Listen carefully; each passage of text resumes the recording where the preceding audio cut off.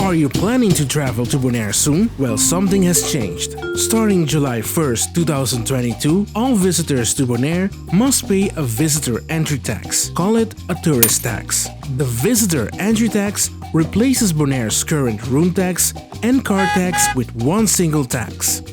What does this mean for you? You can pay the visitor entry tax online before your trip to Bonaire. In such a case, you will receive a QR code, which you can show on arrival and your holiday can begin. Are you unable to pay in advance online? You can also pay on arrival on Bonaire. You may use your credit card, your debit card, or your Maestro card. Make sure to put your card on world coverage beforehand.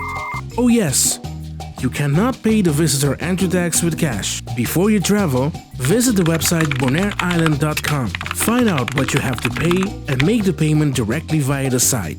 On this site, you will also find the answers to the most frequently asked questions. Mashadangi and Bombini. We wish you a wonderful holiday on our beautiful island.